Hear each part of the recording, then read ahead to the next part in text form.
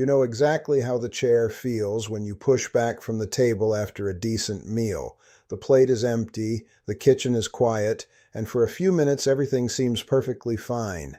Then, almost like a heavy blanket being thrown over your shoulders, the fatigue sets in.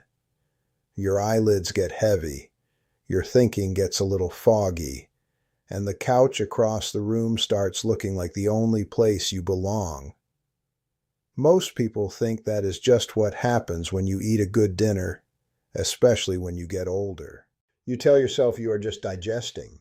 But if you are watching your blood sugar, or if your doctor has started warning you about insulin resistance, that heavy feeling is not just digestion. It is a metabolic alarm bell ringing quietly in the background.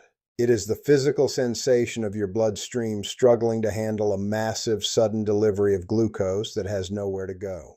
Living with that creeping anxiety about your numbers is an exhausting way to go about your day. Every meal turns into a negotiation.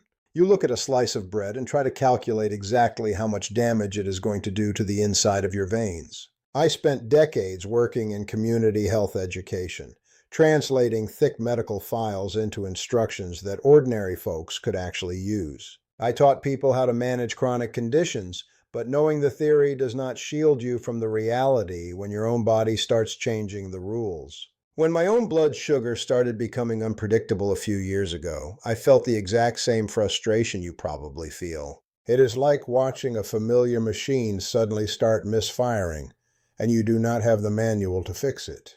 My father worked in a manufacturing plant in Columbus, Ohio for most of his life. He was a man who believed that if something was not actively bleeding or broken in two, you ignored it and went to work. I remember Sunday afternoons when I was a boy. He would eat a heavy roast dinner, sit down in his favorite armchair, and be fast asleep within 10 minutes. We all tiptoed around, whispering that Dad was just exhausted from the factory floor.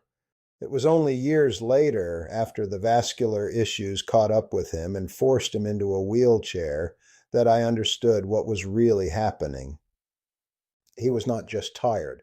His system was completely overwhelmed by sugar, and his body was shutting down to try and process the flood. I promised myself I would never let my own engine rust out like that, but blood sugar issues do not announce themselves loudly. They creep in like erosion under a house foundation.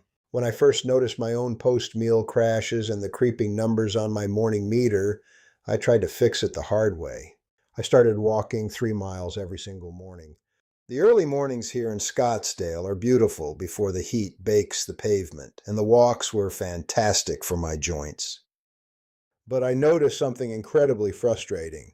I would walk for an hour at dawn, eat a normal dinner 12 hours later, and still feel that exact same heavy crash. The morning exercise was doing me good, but it was not solving the specific problem of the evening flood. Then I tried what everyone tries. I tried cutting out every single carbohydrate I loved. I stopped eating rice, I stopped eating potatoes, I stopped eating the occasional slice of sourdough bread. It was a miserable way to live. Margaret, my wife who passed away in 2019, used to say that a dinner without a potato was just a warm snack. She was absolutely right. Restricting my food that severely made me irritable, and honestly, the stress of it probably made my numbers worse. I realized that treating my diet like a prison sentence was not a sustainable strategy for the next 20 years of my life. The turning point came during a phone call with my son, Daniel. He is a physical therapist up in Denver, and he spends his days working with the mechanics of the human body. I was telling him about my frustration, about how I was eating smaller portions but still feeling that awful spike and crash cycle after dinner. Daniel stopped me and explained a piece of human plumbing that completely changed how I look at a meal. He told me that I was completely focused on what was going into the tank, but I was entirely ignoring what the engine was doing immediately after the fuel was delivered. He explained that when you eat, the glucose enters your blood like water flowing into an irrigation ditch. Normally, your body releases insulin, which acts like a key to open the doors of your cells so they can absorb that water. But when you are older or when you are insulin resistant, those locks get rusty. The insulin knocks, but the doors do not open easily, so the sugar just backs up in your bloodstream, scraping against the walls of your blood vessels like microscopic sandpaper. That backup is what causes the damage, the fatigue, and the dangerous readings on your meter. But Daniel told me there is a secondary mechanism built into our bodies, a kind of emergency override switch that does not require insulin at all. Your largest muscle groups, specifically your legs, are the biggest consumers of glucose in your body. When you actively contract those muscles, the physical mechanical action forces the cellular doors open. It bypasses the rusty locks entirely. The contracting muscle acts like a massive industrial vacuum, pulling the excess sugar directly out of your bloodstream to use as instant energy. The key, however, is timing. If you wait an hour after you eat, the flood has already happened and the damage is done. You have to turn on the vacuum while the water is rising. Daniel told me I did not need to go for a run or break a sweat. I just needed 60 seconds of targeted mechanical load. So I changed exactly one thing about my routine. Now, when I finish my dinner, I do not walk to the living room.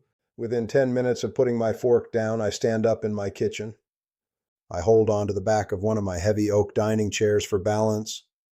And I do slow, deliberate body weight squats. I just bend my knees, lower myself a few inches, and push back up. I do this for exactly 60 seconds. Sometimes, if my knees are feeling stiff, I just do calf raises while standing at the sink. Up on the toes, hold for a second, and back down. One solid minute of forcing the largest muscles in my body to fire under their own weight. The difference it makes is profound. That 60 seconds of mechanical work opens the cellular doors and flushes the incoming sugar out of the blood and into the muscle tissue before it can ever accumulate into a spike. That heavy, sleepy blanket of fatigue never arrives. My head stays clear, my evening energy remains stable, and when I check my numbers the next morning, the baseline is sitting exactly where it should be. It is not a workout. It is simply flipping a physiological switch at the exact moment the machine needs it most. I am not telling you that 60 seconds of movement gives you permission to eat an entire cake. That is not how we treat our bodies if we want them to last. And you should always talk to your doctor before adding any kind of physical strain to your routine. But the medical professionals who look at my charts are no longer warning me about the trajectory of my health. They simply tell me that my system is running smoothly and to keep doing what I am doing. It is easy to feel like your body is a completely unpredictable machine after a certain age, like you are just at the mercy of whatever your blood decides to do. But you are not helpless, and you are not out of options. The independence you want to maintain relies entirely on understanding how your internal plumbing actually works. You still have the tools to manage the pressure in the pipes. The next time you finish a meal, resist the pull of the armchair. Give yourself 1 minute at the back of a kitchen chair. You have plenty of time left to take control of your foundation, and I will see you next time.